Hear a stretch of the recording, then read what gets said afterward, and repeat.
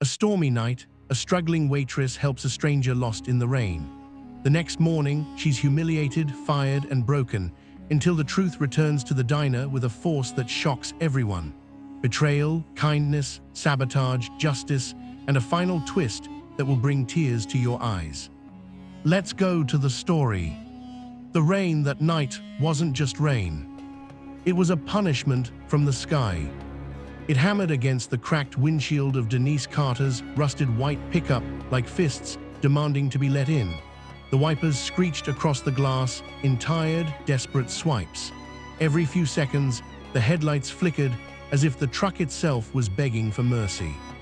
Denise gripped the steering wheel tighter. Her knuckles paled, her eyes red, her uniform damp and wrinkled from a 14-hour shift. She hadn't even taken off the coffee-stained apron tied around her waist. Her back ached, her heart felt heavy, but what weighed her down most was the quiet, familiar thought. Tomorrow, I have to do it all again. She rolled her neck and exhaled shakily. The diner had been brutal today, short-staffed, overcrowded, and loud enough to make her ears ring. She'd barely eaten, she'd barely sat, yet she still walked out with less than $40 in tips. Life was hard, but quitting wasn't an option. Not when rent was overdue. Not when her little sister depended on her. Not when she had the kind of heart that kept giving even when she had nothing left to give. She turned onto the long stretch of empty rural road. No streetlights, no houses, just shadows and rain. And then she saw it. A sleek black luxury sedan parked crooked on the shoulder, hazard lights blinking like a heartbeat fading in the dark. Steam curled from under the hood. The storm pounded against the metal frame as if trying to bury it. Denise slowed. The headlights revealed an elderly white man standing beside the car, his coat drenched, his hands trembling. He held onto the fender for balance, as if the storm itself were trying to knock him to the ground. He looked so fragile, so lost. And in a world like this, that was dangerous. Denise's first instinct whispered, "Keep driving, it's late, it's unsafe."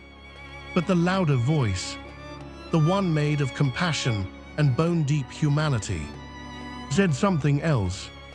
What if that were your grandfather? She pulled over.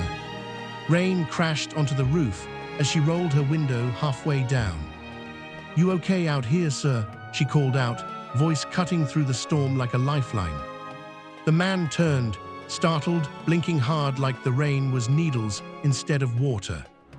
"Wait, before I continue, answer this in the comments. What would you do in this situation?" My car died," he said, voice unsteady. "Phone, not getting any signal. I think I took a wrong turn. I've been out here almost an hour." His clothes clung to his skin. His lips trembled. He looked like he hadn't been warm in years. "Sir, get in," Denise said without hesitation, "before this storm washes you away." He stared at her, really stared. A stranger offering help at 1 a.m. on an empty road.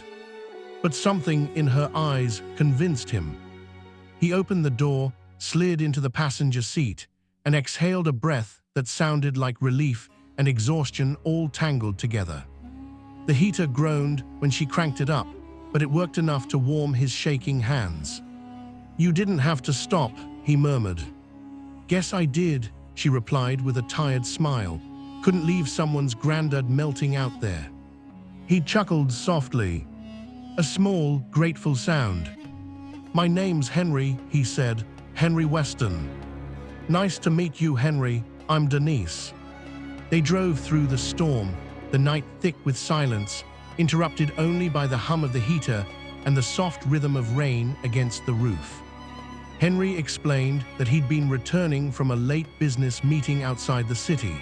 The storm hit faster than expected, and the car sputtered to a stop on the way back. Denise didn't ask more, didn't pry, didn't need to. Kindness wasn't a questionnaire. When they reached her neighborhood, old apartment blocks lit by flickering street lamps, She led him into her tiny one-room apartment. The place smelled faintly of cinnamon tea and detergent. She handed him a towel, made him instant soup, wrapped him in her only blanket. When he tried to protest, she simply said, "Sit down and let someone take care of you for once." Henry slept on her couch that night, warm and safe.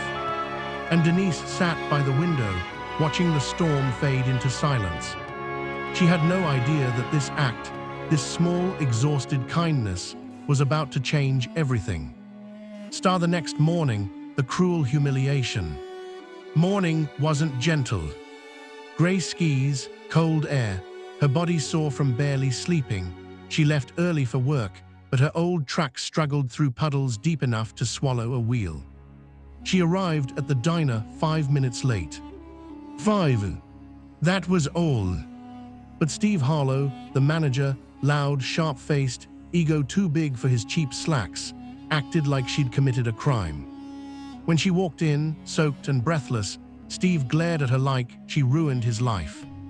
"Carter," he yelled loud enough to make every customer look up. "You think the world waits on you?" Denise froze. I'm sorry, sir," she said quietly. "The storm." "Save it," he barked, slamming a receipt pad on the counter. "Owners visiting today. I need this place perfect, and you stroll in looking like a soggy embarrassment." The cook stopped flipping pancakes. The chatters stopped. Even the bell above the door seemed to fall silent. "I had to help someone," Denise tried to explain. "An older man's car broke down." "Oh, please," Steve snapped, waving her off. "You think I care? Good deeds don't pay bills. Good deeds don't keep this place running." His voice got louder, crueler. "And if any of you think showing up late is okay," he announced to the entire diner, "you can join her out the door." A few customers chuckled nervously. Others looked away in shame. Denise's chest tightened painfully. She had worked here for 4 years. Never disrespected anyone. Never caused trouble. "Please, Mr. Harlow," she whispered, "I need this job." "I need reliability," he snapped. "Hand over your apron." And that was it. Humiliated. Fired. In front of a crowd that didn't lift a finger to defend her. Real viewers only. Comment yes or no. I want to see who's actually paying attention. She removed her apron with trembling hands, placed it carefully on the counter, and walked out without a word. Outside, the drizzle touched her cheeks. Cold enough to sting. Warm enough to feel like tears. She didn't see the black sedan rolling slowly past the diner, or the tinted window lowering. Inside sat Henry Weston, watching her, recognizing her, clenching his jaw. Beside him lay the folded note she'd left on her table. "Thank you for seeing me as a person." And that was the moment Henry Weston decided. This ends today. But star noon, the man who OWNED everything arrives. By noon, the diner was buzzing with excitement. The staff whispered. The cook almost dropped a skillet.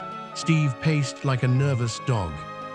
The owner, the mysterious, wealthy figure who funded the diner, was arriving today. At 12:30 sharp, the door opened, and Henry Weston stepped inside. Tall, silver hair combed back, dark tailored coat, calm, powerful, elegant. The room froze. Steve practically ran to him, grinning like a snake. "Mr. Weston, welcome, sir. Everything is running perfectly under my management." Henry ignored him. His eyes scanned the room, searching, then landed on the empty corner where Denise usually worked. "Where is the young woman who was here yesterday?" he asked, voice cool and steady. Steve blinked. "Who? Oh, Denise. I fired her. Always late. Poor attitude. Didn't fit the image of our establishment." Silence dropped over the diner like a weight. Henry turned to the cook. "Is that true?" he asked softly. The cook swallowed. "No, sir, Denise. She was the heart of this place." Steve's smile faltered. "People exaggerate. I run a tight ship." "You fired her this morning?" Henry asked. "Yes, sir, for cause." Henry nodded once, then said, "Call her back." Steve went pale. "Sir, there's no need."